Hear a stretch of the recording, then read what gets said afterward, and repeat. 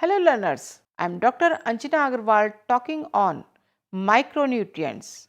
In another video, you have understood the value of macronutrients, their functions, food sources, etc. Now, what are micronutrients? Minerals and vitamins are called micronutrients. You can see various kinds of foods here. Very tempting one, not only in taste but color wise also. They are all rich sources of vitamins. Let us see what are vitamins. They are essential for regulating all body functions. Though they are required in a small quantity, microgram, milligram, but their deficiency can cause many diseases. We also categorize vitamins into two categories: fat soluble vitamins and water soluble vitamins. What are these? Fat soluble vitamins are four types: vitamin A, vitamin D, vitamin E, vitamin K, and water soluble vitamins are vitamin B complex, which contain 8 vitamins, and vitamin C. Let us understand one by one. What are the functions of vitamin A? Everybody knows that vitamin A is good for the eyes, but it plays the role in our body more than that. So, it is needed for proper functioning of the eyes, healthy skin, and that skin not only of which you see on top of the body, but also the inner lining of the tract, digestive tract, nose, mouth, throat, etc. It also supports growth and development of the children. Very necessary for enhancing the immunity and protection from the diseases. From where you will get it? Again, this can be obtained from the animal sources or plant sources. Liver, egg yolk, fish, liver oil, milk and milk products are very good sources of vitamin A. But it is also available in enough quantity in green leafy vegetables, red, yellow, orange, fruits and vegetables. However, when we talk of vitamin A from the plant sources, they are available in the form of carotene, particularly the beta carotene, and our body can convert this beta carotene into the vitamin A to perform various kinds of functions. Now, we will talk of vitamin D. It requires for the formation and maintenance of strong teeth and bones. Besides this, it helps in proper absorption and utilization of calcium and phosphorus. It supports the muscle functions and immunity. Everybody knows that it is obtained from the sunlight, because your body can convert this sunlight absorption of the vitamin D in one chemical form to the other chemical form inside the body. It reaches the skin where vitamin D is synthesized and transferred to the bloodstream by going through various chemical processes inside the body. It is directly available from eggs, liver, fish liver oils, milk, butter, and some fortified ghee and refined oils are also available. But you have to have good amount of sunlight. Another vitamin which is fat soluble is vitamin E, which is very important for every cellular function, because it prevents the destruction of certain substances in presence of oxygen, which we term as free radicals. You have a cell, on that you have a cell membrane. If vitamin E is not present, that cell membrane can be damaged, and you can understand that if cell membrane is not functioning well, that your cell will also not function well. So overall we can say the vitamin E acts as an antioxidant. You can get vitamin E from variety of sources, particularly the sunflower seeds is a richest source of vitamin E. Almonds are also very good, including the vegetable oils like corn, soybean, sunflower are also very good source of vitamin E, and some other foods also contain vitamin E in different quantities. Let us understand about vitamin K. Most of us know that vitamin K is required for clotting of the blood. As you can see in this diagram, where the vitamin K is there, then clot can easily be formed. And variety of proteins are also required to form the clot. But beyond that, it is also required to support the bone health. So vitamin K is essential not only for clotting of blood but for our bone health also, and this is abundantly available in green leafy vegetables, egg yolk, liver, chicken, cheese, milk are good sources of vitamin K. And C, it can also be synthesized in our large intestine in presence of healthy bacteria which is present in our intestinal flora. So you have understood the 4 fat soluble vitamins A, D, E, K, their functions and food sources. Now we will understand about the vitamin B complex. When we use the word vitamin B complex, it includes 8 water soluble vitamins: thiamine, riboflavin, niacin, pantothenic acid, pyridoxine, folic acid, vitamin B12 and biotin. Sometimes it is also known as vitamin B1, vitamin B2, vitamin B3, vitamin B5, vitamin B6, vitamin B9 and B12 and biotin. Let us understand why these all 8 vitamins are required. Because they participate in utilization of carbohydrate, protein and fat at different metabolic cycles in the body. So each have a specific purpose, specific role, but in general we are talking of the B complex as such. So you need to have all of them. They help in digestion and improves our appetite. They are essentially necessary for normal functioning of our nervous system. They are also required for proper growth and development, helps the body organs to function normally, healthy way. They are required for formation of RBCs and other compounds in the body. All these vitamin B complex are available in different kinds of variety in varying amounts.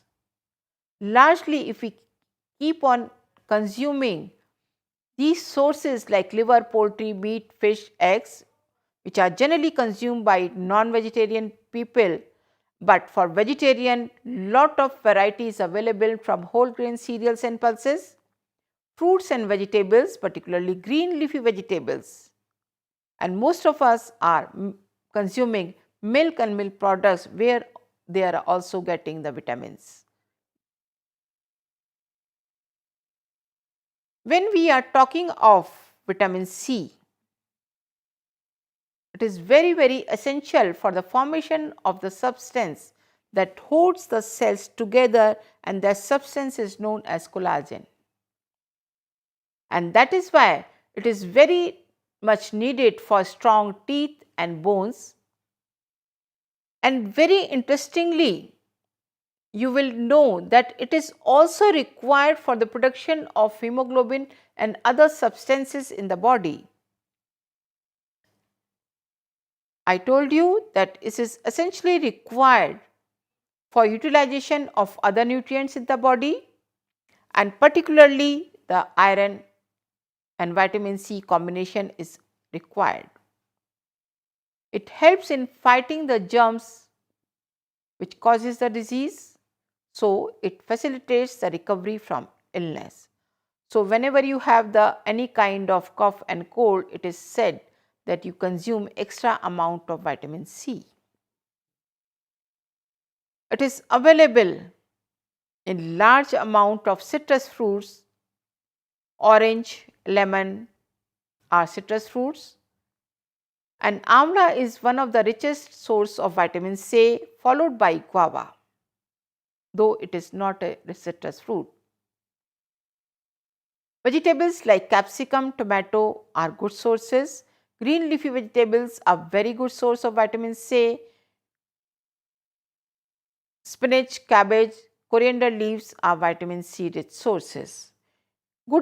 People always think that vitamin C is available only in orange and lemon, but believe it, that large quantity of vitamin C is available in coriander leaves, cabbage, capsicum, tomato, etc., and which you keep on eating in a salad or in a chutney, etc. You can have enough amount of vitamin C through these sources or preparations. Now we will talk about the minerals. Minerals are hard. They are elements found in earth, rock, sea, soil, and reach to the body or reach to the food what we eat. And there are about 19 minerals which are required in a small quantity, maybe in micrograms, maybe in milligrams, but they are essential for normal functioning of the body.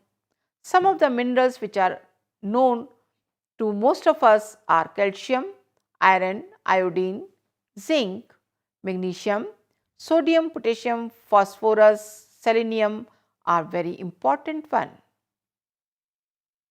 They do not provide any calories. In spite of that, they are essential for our body functions. They are present in a small quantity in different body tissues, cells and bones. They participate in many vital functioning and essential for metabolism and maintenance of the body. As I told you, in case of vitamins, they participate to draw out the energy from macronutrients like carbohydrate, protein and fat. Minerals are also essential for those activities.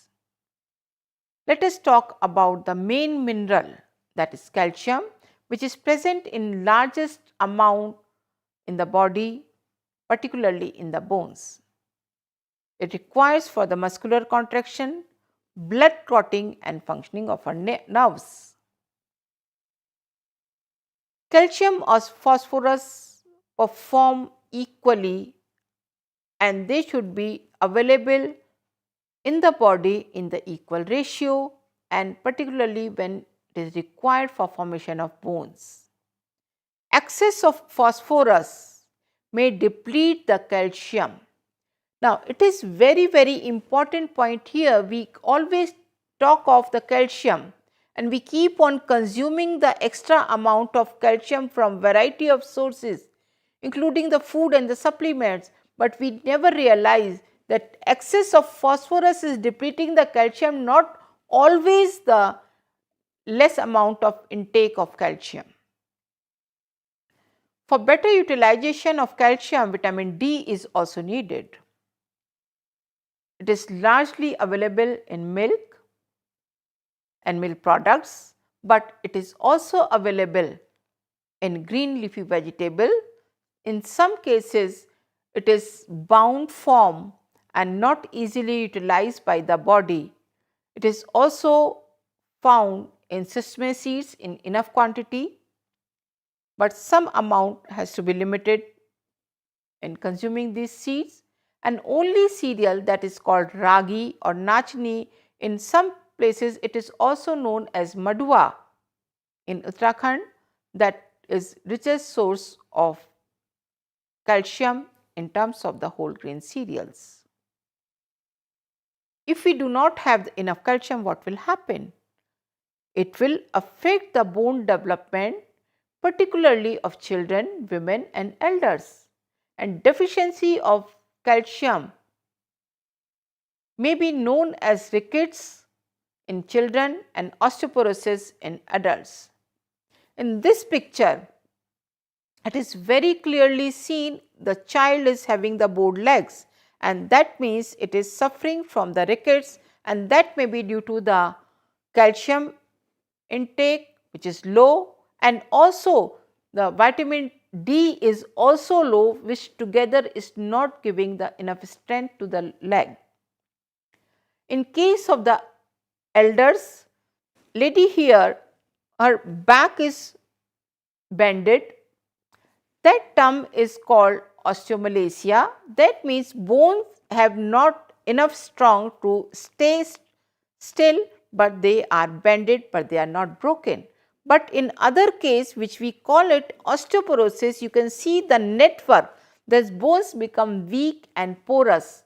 That is why the name is given the osteoporosis. There is a high risk of fracture which is commonly found in women, particularly during postmenopausal stage.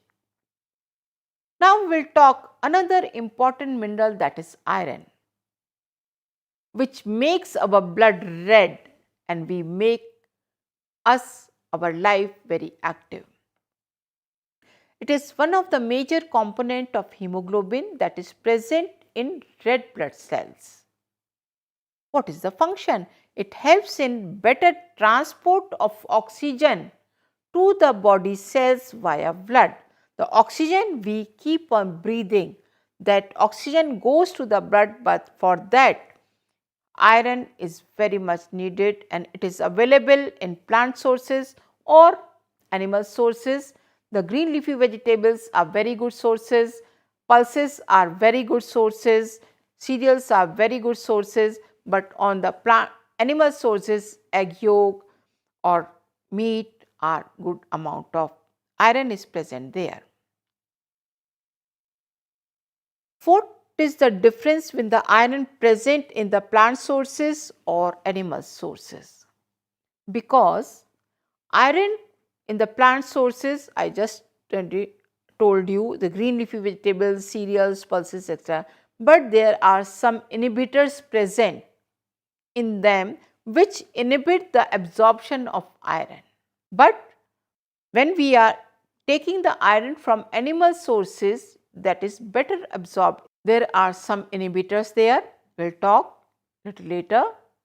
The iron deficiency is present at global level, which is known as anemia, and it is also present in large number in women and children in our own country. Young girls between the age of 12 and 18 years need more iron-rich foods in their diet because of the menstrual loss of iron. During pregnancy, we require extra amount of iron for healthy development and growth of the fetus. We have just now mentioned the inhibitors, which decreases the absorption of iron.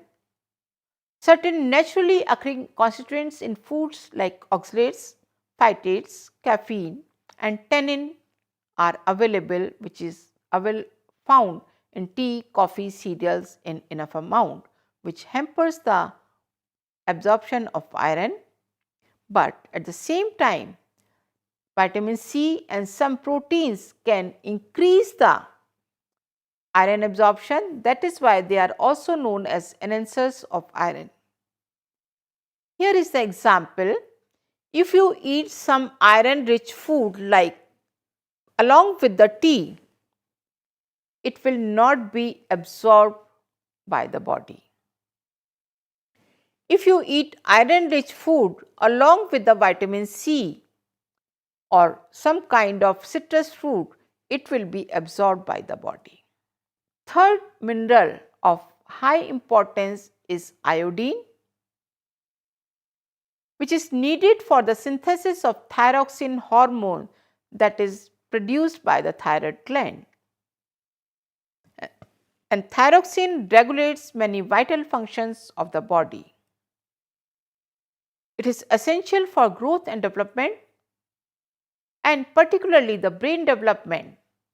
During the pregnancy, when fetus is growing, iodine is very much essential, and during the growth and development period of childhood, the iron and iodine are essential. From where we will get it? Iodine is also available in natural water and natural soil. Seafoods and sea salts are very rich source of iodine, and nowadays iodized salts which is fortified with iodine is available for consumption of iodine. The substance which reduces the utilization of iodine in the body are called goitrogens, and they are present in some of the vegetables, soya bean, cabbage, cauliflower, radish, turnip, etc. And if they are consumed in large quantity, then there may not be availability of the iodine in the body. Rather, it is not good for the people who are having the thyroid diseases. Particularly in hilly area, you may see some women or other people with a large neck.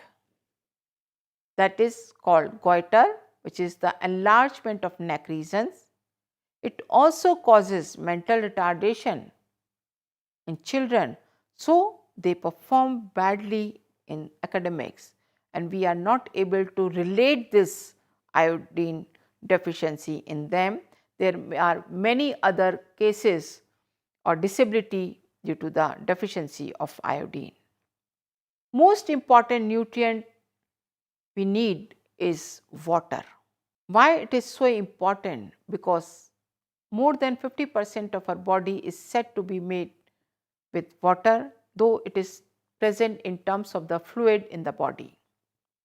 It is present in all living cells, inside of the cell and outside the cell. Mostly the cells and other tissues are bathed in some kind of fluid that provides the protection from the shock, or they do not combine, but they become a carrier or start communicating through that fluid.